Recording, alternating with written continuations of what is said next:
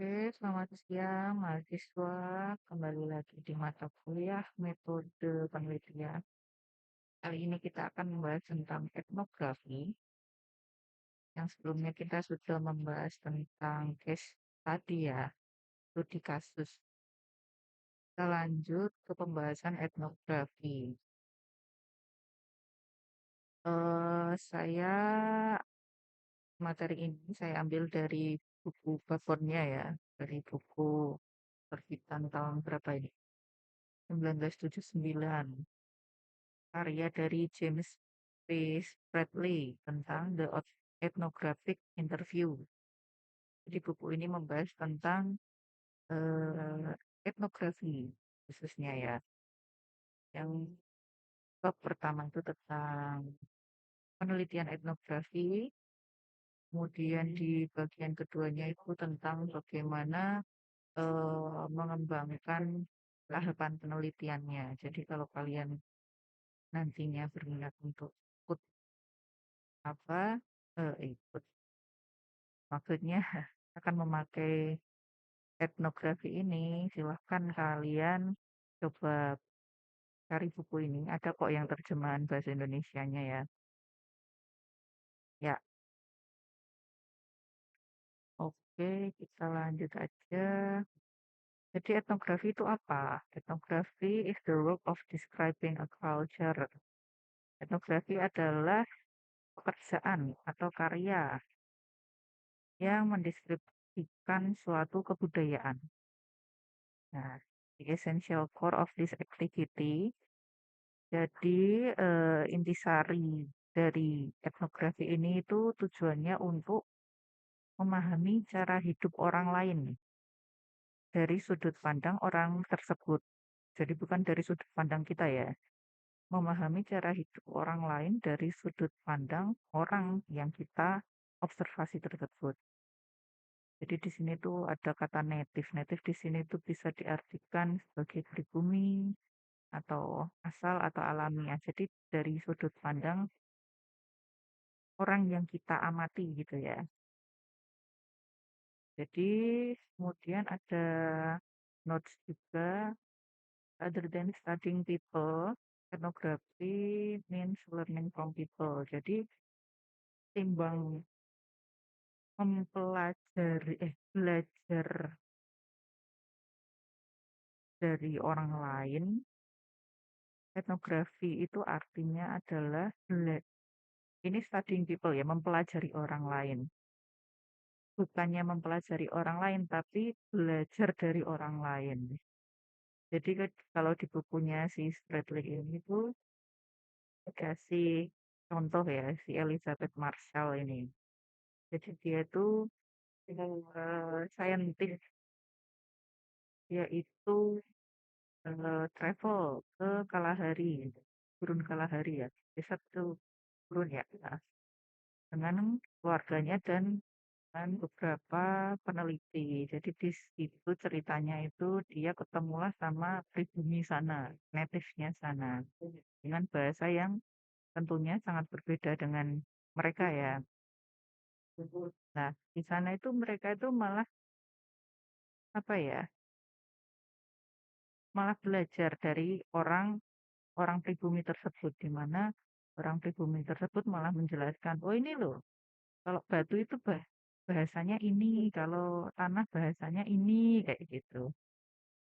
Jadi waktu si Marshall ini pertama kali datang, identifikasi dulu juga sama orang pribumi sana di maaf ya dipegang dadanya gitu. Karena yang megang ini juga perempuan ya. Jadi dipegang, oh ada buah dadanya nih. Oh berarti oh kita perempuan, kita sama-sama perempuan kayak gitu. Terus perempuan itu pun pakai bahasa setempat ya, otomatis ya. Tuh. Jadi si Elizabeth ini merasa apa ya, belajar banyak dari orang yang ia temui tersebut. Itulah maksudnya ini ya, statementnya ini ya, yang rather than studying people ini.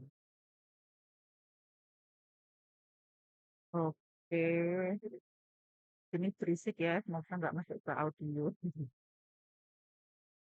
Oke lanjut, di bukunya si Bradley ini dia mendefinisikan kebudayaan secara spesifik ya, kan ada tuh ya definisi kebudayaan di luar sana itu ada banyak banget, tapi dia mendefinisikan culture atau kebudayaan itu sebagai pengetahuan manusia yang digunakan untuk menafsirkan pengalaman dan menghasilkan perilaku sosial. Jadi kebudayaan itu pengetahuan ya, pengetahuan yang digunakan untuk menafsirkan pengalaman yang efeknya adalah menghasilkan perilaku sosial. Kita pakai contoh yang dia sebutkan di sini. Jadi dia itu baca sebuah koran di Minneapolis Tribune ini, judulnya Crowd Mistakes Rescue Attempt Attack the Police. Jadi kerumunan eh, salah paham, salah paham terhadap misi penyelamatan ya, rescue attempt. Jadi polisinya itu malah diserang. Jadi ada kerumunan yang salah paham dengan aksi penyelamatan seorang polisi. Bukan seorang, ada 3 polisi ini ceritanya.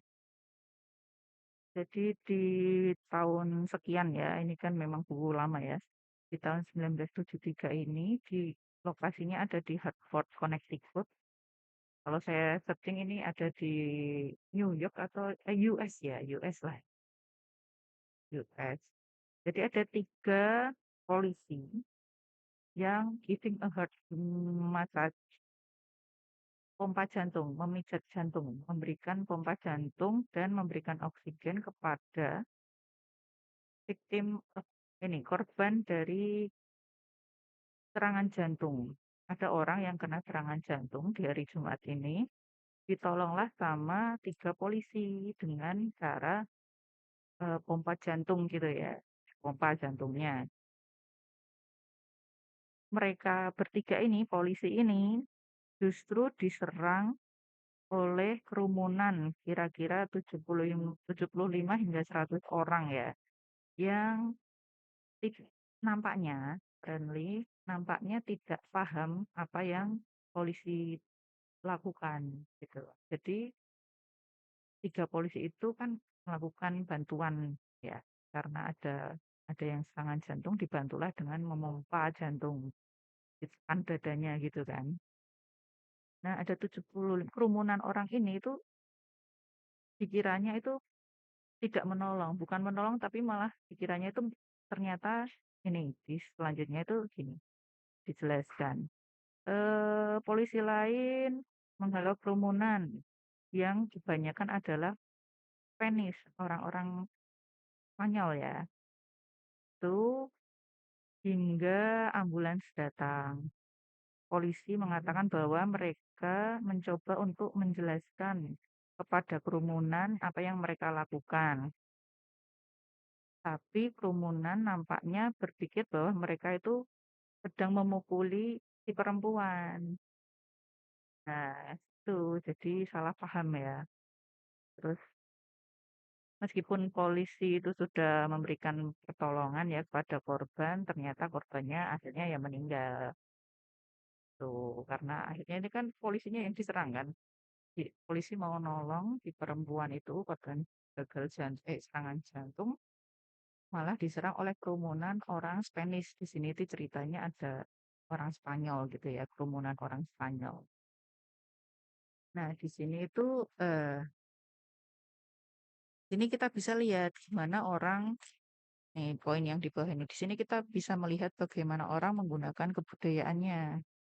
Meski mengalami event yang sama, namun kedua kelompok, yaitu polisi dan kerumunan orang Spanyol itu memiliki interpretasi yang sangat berbeda terhadap event tersebut. Ya kan, karena ini ceritanya lokasinya memang ada di US. Jadi terus ada sekumpulan orang Spanyol ini. Kita anggap orang Spanyol ini tidak memahami tentang pertolongan pertama ya kepada korban serangan jantung. Mereka tidak memahami cara menolong dengan memompa jantung tuh ya seperti itu bentuknya. Mereka nggak tahu nih ceritanya. Jadi dikiranya itu polisi sedang melakukan sesuatu yang kejam, sedang melakukan kegiatan yang tidak beradab terhadap si perempuan itu. Karena memang ini konteksnya ya, konteks di sini itu memang dianggapnya memang ya itu tadi, kembali lagi, Venice-nya tidak memahami tentang pertolongan pertama. Nah, sedangkan si polisinya juga kebingungan akhirnya kan. Loh kok saya diserang gitu. Diserang padahal saya itu harus menolong korban ini nih. Iya, sama-sama panasnya ya sebetulnya. Kayak gitu. Nah, itu yang dimaksud dari apa pengetahuan ya. Pengetahuan, pengetahuan ini tadi culture ya, definisi culture. Pengetahuan yang digunakan untuk menafsirkan pengalaman dan menghasilkan perilaku sosial. Jadi pengalaman dari orang Spanish dan polisi ini ternyata kan berbeda ya. Yang akhirnya menghasilkan apa? Perilaku sosial yang berbeda juga. Ada orang yang kena serangan jantung, si Spanish itu menganggap itu perbuatan yang tidak pantas gitu yang dilakukan si polisi itu terhadap si perempuan. Tuh, maksud dari definisi ini itu ya ini tadi contohnya seperti itu ya. Interpretasi. Jadi apa? Interpretasi itu apa? Pandangan yang berbeda, punya menerjemahkannya itu berbeda gitu.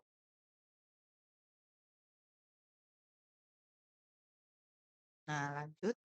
Culture, the knowledge that people have learned as members of a group cannot be observed directly. Jadi di sini statementnya adalah kebudayaan, pengetahuan yang orang pelajari sebagai anggota kelompok, anggota dari suatu kelompok itu tidak dapat diobservasi secara langsung. Maksudnya apakah tidak bisa diobservasi secara langsung? Bisa. Maksudnya adalah di sini nanti akan ketemu ya istilah-istilah tentang pengetahuan yang eksplisit atau yang tacit. Eksplisit itu yang sesungguhnya, tapi tacit itu nggak tahu ya pengucapannya tacit atau gimana. Tacit itu nanti adalah pengetahuan yang eh, tidak serta-merta akan dipaparkan ke kita secara langsung gitu loh. Ya, melalui simbol-simbol, perumpamaan, dan lain-lain. Di sini tuh contohnya ya tentang observasi secara langsung itu di sini dikasih contoh tentang ada si Richard Reed ini di tahun 73 sedang melakukan observasi nih, observasi kepada sekumpulan ini skydivers, penerjun payung ya, orang yang terjun payung gitu. Si Reed ini mengobservasi si penerjun payung itu baik di clubhouse-nya juga di lapangan terbangnya. Irit itu yang melihat bagaimana mereka melompat dari pesawat. But only by getting inside their heads, namun hanya dengan masuk ke kepala mereka, maksudnya masuk ke kepala si penerjun payung, Irit itu baru bisa tahu nih apa arti melompat ya, melompat bagi si skydiver, si penerjun payung. Maksudnya di sini sampai sini itu maksudnya adalah kita nggak bisa nih cuma dengan menonton aja, mengobservasi aja ya.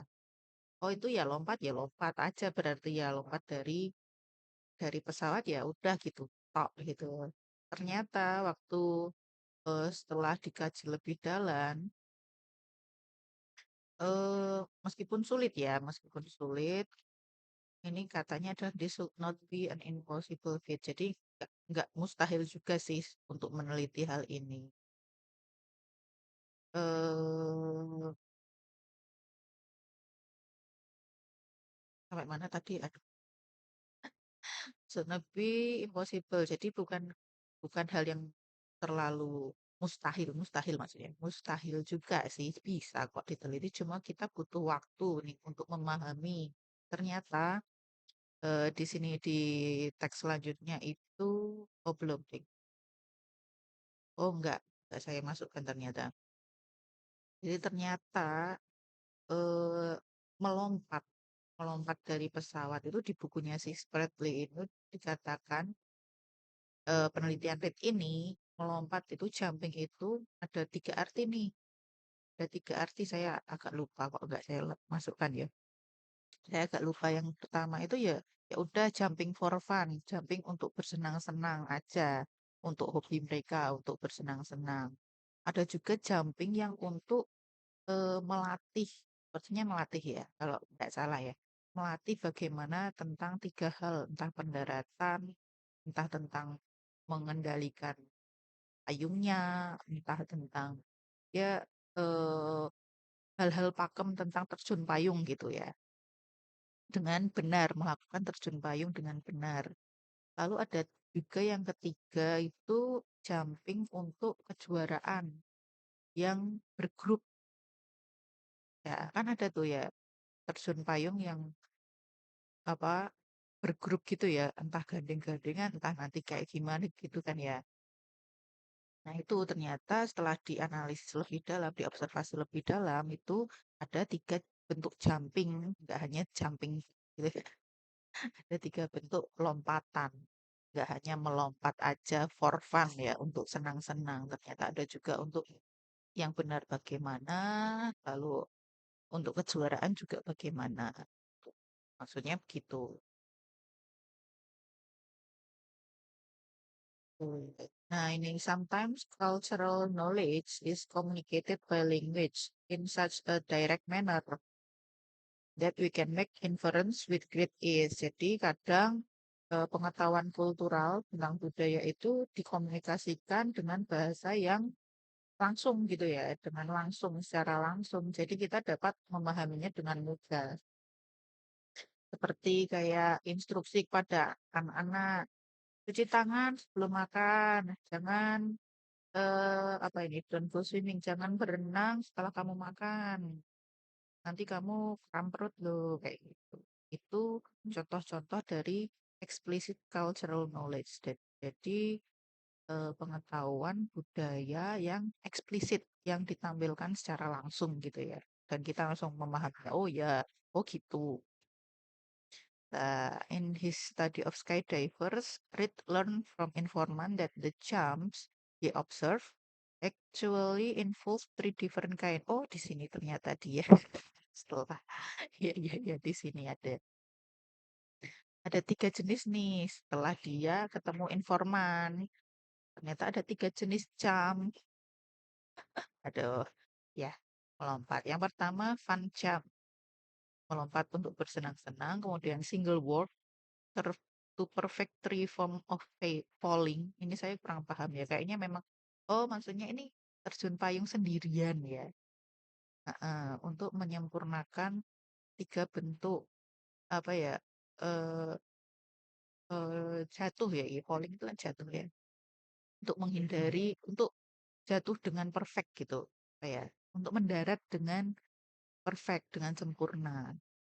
Kemudian yang ketiga, salah ya tadi berarti penjelasan saya ya. Oke, direvisi di sini. Kemudian yang di sini ada relative work atau jumping in group. Nah, ini melompat bersama kelompoknya dalam rangka itu persiapan kompetisi gitu. Ya, ini tuh sebetulnya berarti ini masuk ke explicit cultural ya. Nah, nah, ini dia itu masuk ke eksplisit. Kita bisa melihat dan kita bisa menanyakan ke informan. Oh, itu gini, gini, gini, gini. Dia bisa menjelaskan secara gamblang. Nah, di poin yang selanjutnya ini dikatakan bahwa meskipun, however, a large part of any culture consists of tacit knowledge. Oh, salah. However, a large part of any culture consists of tacit knowledge. Bagaimanapun, sebagian besar kebudayaan itu bukan eksplisit ya. Kebanyakannya adalah tacit ini, tacit knowledge. Jadi di sini dijelaskan, we all know things that we cannot talk about or express in direct way. Kita mengetahui hal-hal yang kita tidak boleh katakan nih atau tidak boleh kita ekspresikan secara langsung. Nah, kalau kalian jadi etnografer, etnografer itu sebagai orang yang meneliti secara etnografi gitu menurut kita. Jadi you must then make inference about what people know by listening carefully. Jadi untuk memahaminya itu kita harus listening secara carefully, mendengarkan secara sungguh-sungguh, secara hati-hati apa yang mereka katakan. Jadi setiap katanya itu sangat berarti ya. Dan kita kadang itu tidak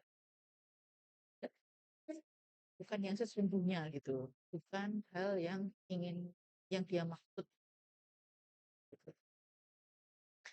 Nah, setelah itu carefully to what they say by observing their behavior. Jadi setelah mereka misal kita wawancara gitu ya, kita perhatikan sungguh-sungguh, kita juga observasi nih perilaku mereka kayak gimana. Apakah sinkron dengan kata-katanya tadi? Kalau enggak kan berarti kita harus teliti lebih dalam nih. Kita harus teliti lebih dalam. Juga dengan and by studying artifact and their use. Juga mempelajari tentang artefak ya. Tahu sendiri ya, peninggalan lampau, masa lampau yang mereka gunakan. Oke, kita lanjut ke contoh ya. Contohnya di sini keberadaan masyarakat Kerek, Kerek sebagai penghasil kain tenun gedok Tuban. Oke, jadi tentang keberadaan masyarakat Kereknya ya. Yang diteliti adalah masyarakat Kerek yang sebagai penghasil kain tenun gedok Tuban. Nah, di sini jangan keder dulu, karena yang menulis di sini ada Junende dan Prof. Guntur ya. Ini Junende sebenarnya kakak tingkat kalian. Sepertinya lo ya. Saya juga lupa nih. Cuma sepertinya pernah dengar. Oke, walaupun ya terus kita lihat aja lah ya. Dari metodenya kita lihat di sini metode etnografi. Pendekatannya antropologi. Ya, karena memang etnografi itu berteman baik pastinya antropologi. Karena akan meliti tentang manusianya kan, tentang budayanya, budaya manusia dalam suatu kelompok.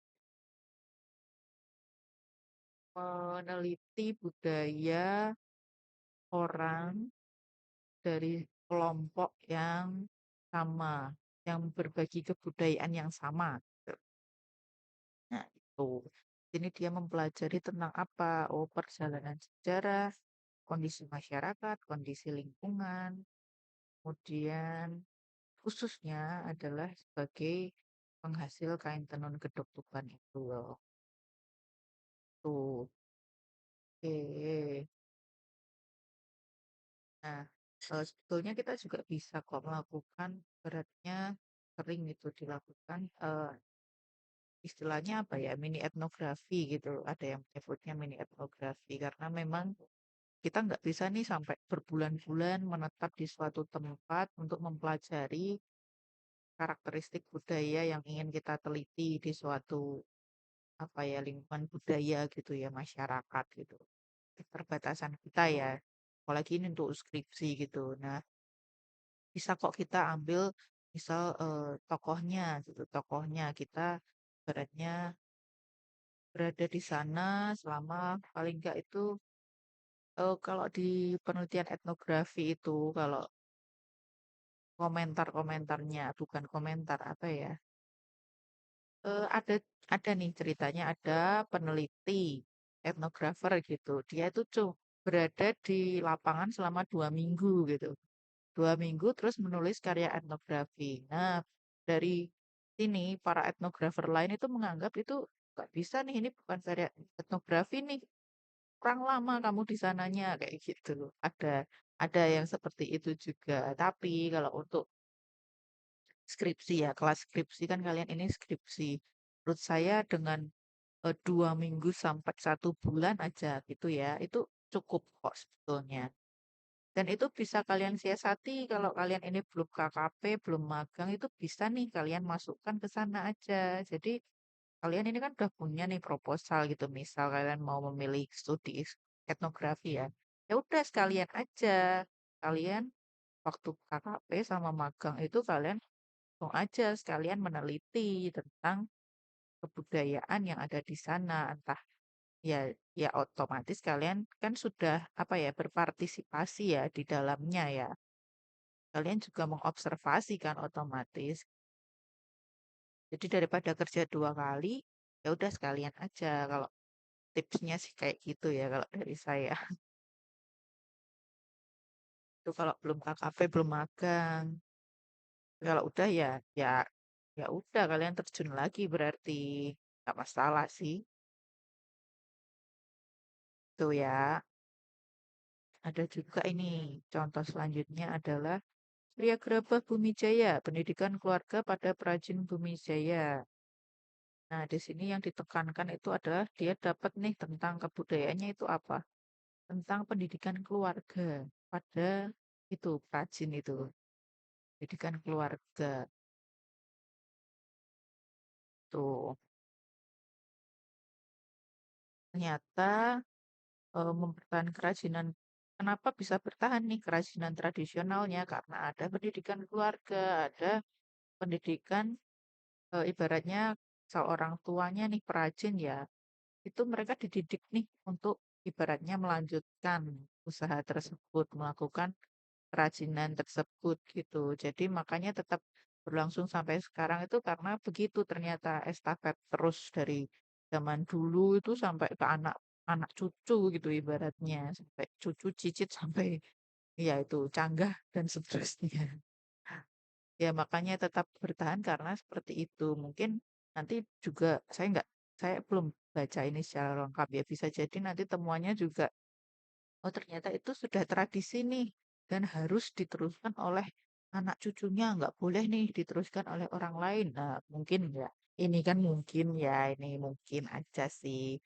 Kayak seperti ya seperti itu. Makanya tetap lestarinya karena itu dan ada pendidikan keluarga di sana, otomatis kan ya, oh sudah ibaratnya estafet, estafet ya berarti ya diajari sama yang lebih tua kayak gitu.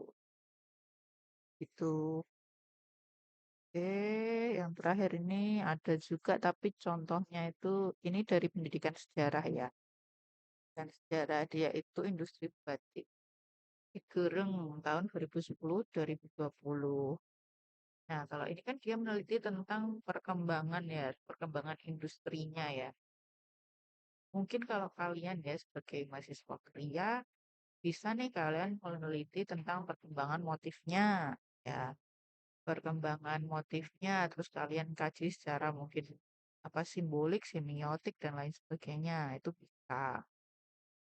Tapi kalian batasi juga dari tahun berapa sampai berapa gitu.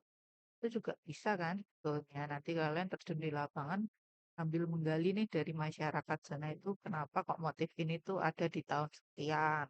Oh mungkin kalian dapat temuan, oh pas zaman semono itu zamannya nganu mungkin motif tentang tela gitu ya. Oh zaman semono itu zaman beras larang kayak gitu, mungkin kayak gitu. Ya kan siapa tahu ya di lapangan kayak gimana kan ada banyak kejutan-kejutan biasanya. Ya gitu. Oh, udah habis. Jadi itu dulu dari saya ya tentang etnografi. Nanti kita lanjutkan lagi di pertemuan selanjutnya. Kalau misal ada pertanyaan bisa disampaikan ke saya. Jika ada koreksi, revisi dari materi yang saya sampaikan, silakan sampaikan juga ke saya dan saya minta maaf jika ada kata-kata yang kurang berkenan ya di hati kalian ya.